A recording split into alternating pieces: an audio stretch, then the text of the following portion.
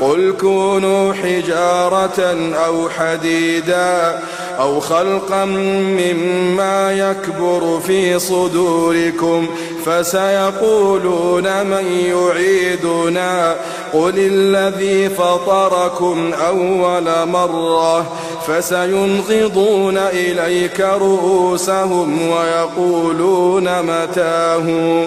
قل عسى أن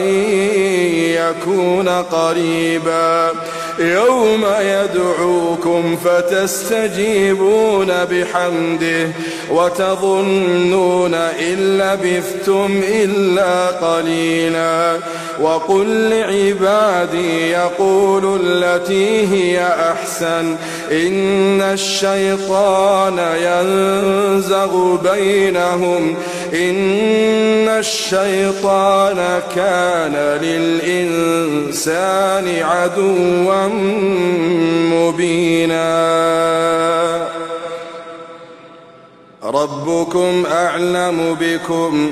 إن يشأ يرحمكم أو إن يشأ يعذبكم وما أرسلناك عليهم وكيلا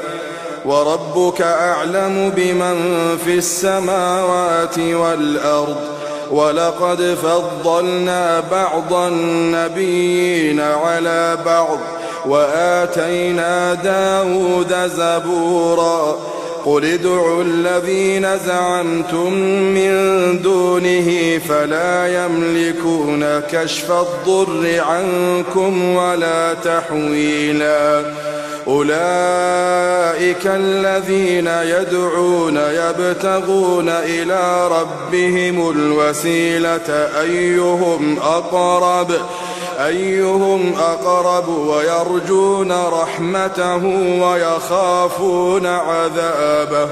ويرجون رحمته ويخافون عذابه إن عذاب ربك كان محذورا وإن من قرية إلا نحن مهلكوها قبل يوم القيامة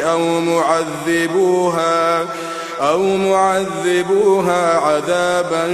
شديدا كان ذلك في الكتاب مسطورا وما منعنا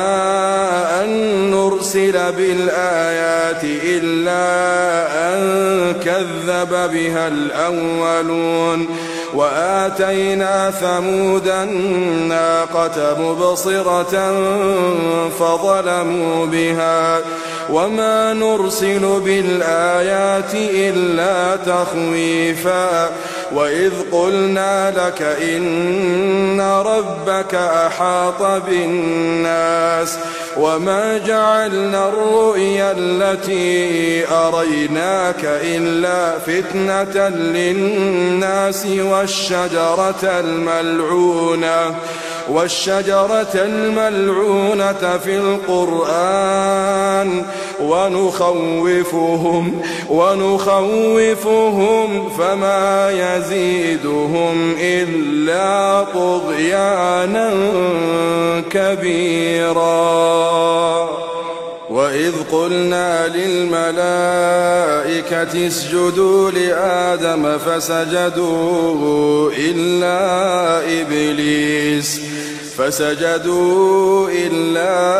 إبليس قال أأسجد لمن خلقت طينا